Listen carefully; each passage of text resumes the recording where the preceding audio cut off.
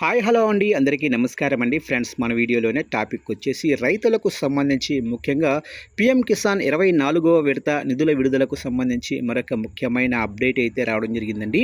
అయితే ఇందుకు సంబంధించిన పూర్తి వివరాలైతే మన వీడియోలో తెలుసుకుందామండి. అంటే ఈ నిధులు రైతుల ఖాతాల్లో ఎప్పుడు జమ చేస్తారు ఏంటి అనేది క్లారిటీగా తెలుసుకుందామండి. వీడియో మాత్రం పూర్తి వరకు చూడండి ఫ్రెండ్స్, అప్పుడే మనకి పూర్తి సమాచారం అయితే తెలుస్తుంది. లేట్ చేయకుండా టాపిక్లోకి వెళ్ళిపోదాము. ఇక కేంద్ర ప్రభుత్వం అందిస్తున్న పీఎం కిసాన్ పథకంలో భాగంగా త్వరలో పీఎం కిసాన్ 24వ విడత డబ్బులు విడుదల కానున్నాయి. అక్టోబర్ నెలలో అంటే దసరా పండుగ సందర్భంగా అర్హులైన రైతుల ఖాతాల్లో 2,000 జమ చేసేందుకు అధికారులు సిద్ధమవుతున్నారు. ఇక ఈ ఆర్థిక సాయం సకాలంలో మీ బ్యాంకు ఖాతాకు చేరాలంటే రైతులు కొన్ని ముఖ్యమైన నిబంధనలను పాటించటం తప్పనిసరి.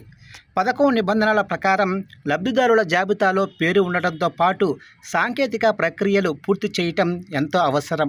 మీరు పథకం ప్రయోజనాలు పొందాలంటే మొదట ఈకేవైసీ ప్రక్రియ పూర్తి చేయటం అత్యంత ముఖ్యం. మీ ఆధార్ కార్డుకు అనుసంధానమై ఉన్న మొబైల్ నెంబర్తో పీఎం కిసాన్ అధికారిక పోర్టల్లో ఈ పనిని పూర్తి చేయవచ్చు.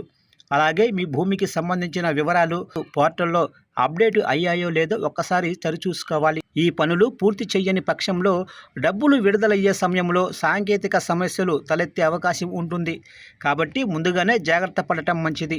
ప్రభుత్వం నేరుగా నగదు బదిలీ అంటే డీపీటీ ద్వారా డబ్బులు జమ చేస్తుంది కాబట్టి మీ బ్యాంకు ఖాతాకు ఆధార్ కార్డు తప్పనిసరిగా లింక్ అయ్యి ఉండాలి.